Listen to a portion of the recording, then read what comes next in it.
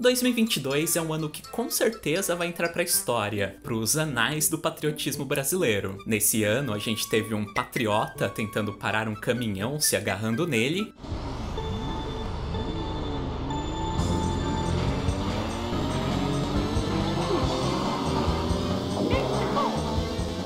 Um bando de cidadãos de bem cantando o hino nacional para um pneu.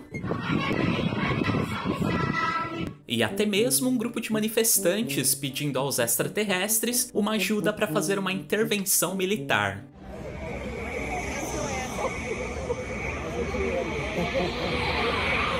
Mas o que foi que aconteceu com esse povo, hein? Marcha, soldado, cabeça de papel.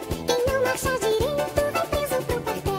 Bom, mas não pensem que essas maluquices são coisas restritas ao momento em que a gente vive, não. Isso sempre existiu. E, na minha opinião, um dos casos mais emblemáticos envolvendo esse tipo de gente patriota ocorreu há 90 anos atrás, quando eles tentaram expulsar ninguém mais, ninguém menos que o pobre do Papai Noel aqui do Brasil. Será que eles também gritavam que o Papai Noel deles jamais seria vermelho?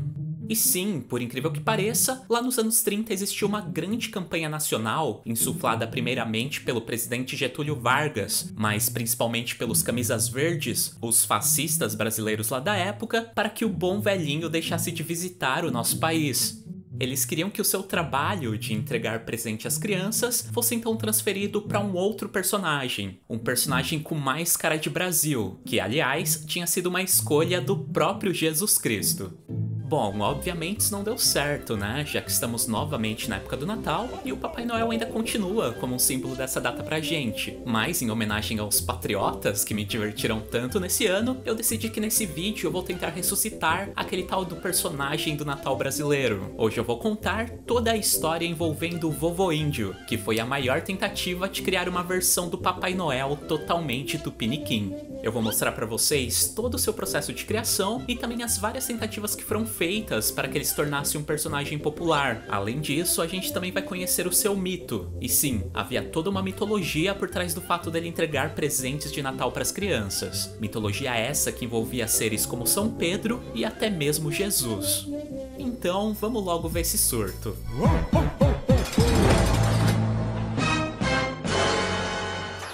Bom, tudo envolvendo essa tentativa de criar um Papai Noel totalmente verde e amarelo vem daquela onda nacionalista que o nosso país passou principalmente lá na década de 20. São respingos daquele movimento modernista, muito lembrado devido à Semana de Arte de 22, que reafirmava que não existia necessidade da gente querer ser europeu e que acabou resultando na tal da brasilidade, muito difundida por nomes como do Sérgio Buarque de Holanda e do escritor Gilberto Freire.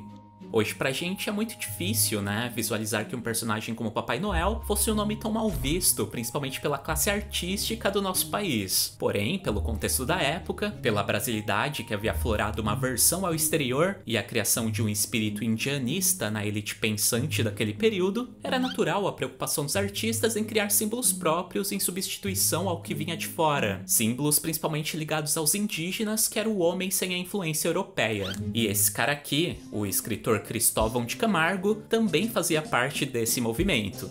E partiu dele a ideia da gente aqui no Brasil substituir o Papai Noel por um velhinho que fosse mais a nossa cara, um velhinho índio. E lá em meados de 1932, nós já podemos ver alguns registros publicados em jornais dessa proposta. Esse aqui é um texto de um colunista do jornal Correio da Manhã, a primeira citação impressa que nós temos do Vovô Índio, que como a gente pode ver, ainda parecia ser algo muito distante, até pelo tom irônico do texto, né? A parte que o colunista fala que as crianças não queriam flechas e tacapes, mas sim carros e aviões é bem engraçada.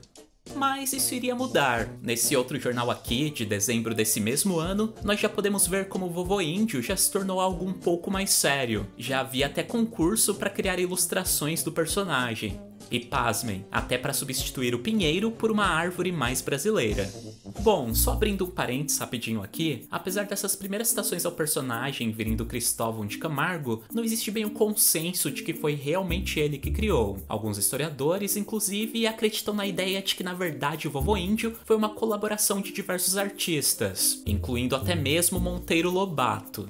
E se ele criou sozinho ou então em colaboração, não dá pra gente saber, até pela falta de registros. Mas vamos voltar porque a gente tem de concreto, que no caso é o concurso para criá-lo, que esse sim a gente pode afirmar que realmente existiu. Concurso esse que nós não temos informações sobre o vencedor, mas o design ganhador foi esse aqui, que trazia o vovô índio como realmente o índio mais tradicional, com seu cocar e saiote de penas coloridas. Aliás, foi essa imagem que o Cristóvão utilizou quando futuramente lançou um livro falando sobre a mitologia por trás do personagem. Mas calma que logo mais a gente fala sobre isso. Antes a gente vai voltar lá para 1932, que é quando vai começar a entrar política no meio desse imbróglio. Começando com o presidente Getúlio Vargas, que segundo relatos da época promoveu alguns eventos lá em meados dos anos 30 para tentar popularizar o personagem. Alguns historiadores defendem a ideia de que ele tentou transformar esse vovô num símbolo do Natal do Brasil, porém, pelos motivos que a gente vai ver mais adiante, ele não conseguiu. Já um outro grupo político que também quis se apropriar do personagem para difundi-lo a todo custo foi o movimento integralista, os Camisas Verdes, os fascistas brasileiros da década de 30, que o utilizaram como um instrumento para espalhar mensagens contra a influência estrangeira. Essa imagem aqui em péssima qualidade, por exemplo, foi a versão desse personagem feita pelo pintor integralista Oswaldo Teixeira, que defendia uma visão do vovô índio como um ser mágico que nasceu do pau-brasil. Pois é, não dá pra ver por causa da péssima condição da foto, mas nessa versão o nosso Papai Noel era totalmente feito de madeira. Um outro artista integralista chamado Carlos Mal também escreveu um texto gigante esculhambando com o Papai Noel e enaltecendo o vovô índio, mas de uma forma extremamente agressiva. Para você ter uma ideia de como eram bizarras essas campanhas dos Camisas Verdes, olhem só esses trechos. Nós devemos expulsar do nosso convívio esse monstro semeador de tristezas do mundo infantil desprotegido, entronizando no seu lugar o avô índio. Esse sim é digno do nosso afeto brasileiro. Acabemos com esse Papai Noel, nosso inimigo, e amemos o avô índio. Eram campanhas pesadas para assustar a população, algo que ainda acontece hoje em dia, né? Bom, e quando envolve política, vocês já sabem, né? O povo se dividiu. E apesar de sim, por vários anos os integralistas tentarem fazer o personagem acontecer, inclusive tendo certo êxito, já que existem sim registros em jornais de propagandas onde empresas citavam o vovô índio como personagem do Natal, existia uma outra parcela intelectual da população que achava aquilo muito ridículo, como a gente pode ver nesse texto publicado por uma antiga revista brasileira chamada Malho, de 1933, que, resumindo, dizia para os integralistas deixarem o bom velhinho em paz, e que o vovô índio era tão ridículo que deveria era mesmo substituir o Rei Momo no carnaval. Esse outro texto, publicado no jornal Correio da Manhã desse mesmo ano, criticava o fato de se defender uma versão do Papai Noel índio, enquanto vários índios de verdade estavam sendo mortos no Xingu. Já essa outra edição desse mesmo jornal fez a minha crítica preferida. Nela, o próprio vovô índio escreveu uma carta ao seu criador, o Cristóvão de Camargo, dizendo que as crianças daquela época nem mais acreditavam em Papai Noel. Imagina então nesse vovô. Já quanto à mitologia por trás do personagem, como eu falei, ela foi publicada pelo próprio Cristóvão de Camargo, primeiramente em jornais, lá no comecinho da década de 30, e depois em 1936, no seu livro fabulário de Vovô Índio. E nela, esse personagem era filho de um escravo africano com uma índia, porém criado por uma família branca. Ou seja, uma representação do sincretismo étnico do povo brasileiro, que também é uma junção dos índios com os escravos africanos e os brancos europeus. E na história, esse índio era muito sábio, amigo da natureza e sempre trajava penas coloridas. Porém, ao ser expulso da sua terra pelo homem branco, ele acabou morrendo de desgosto e acabou indo parar lá nas portas do céu, as portas guardadas pelo São Pedro. Só que o nosso amigo índio não era batizado na igreja, portanto não tinha o requisito necessário para ingressar no céu e viver no paraíso. E para resolver essa situação, o próprio Jesus apareceu na sua frente, dizendo que em seu aniversário ele próprio tinha o hábito de ir ao Brasil levar presentes para as crianças bem comportadas, e que se o vovô índio se convertesse, ele poderia então se tornar o emissário desses presentes.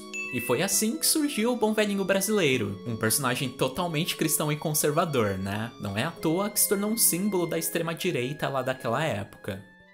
Uma outra curiosidade interessante é que, para se afastar dessa ideia de Papai Noel, os seus criadores defendiam que os pais dessem brinquedos de madeira para os seus filhos, brinquedos de madeira feitos no Brasil, para que ficasse mais fácil associar a ideia de um índio como entregador de presentes.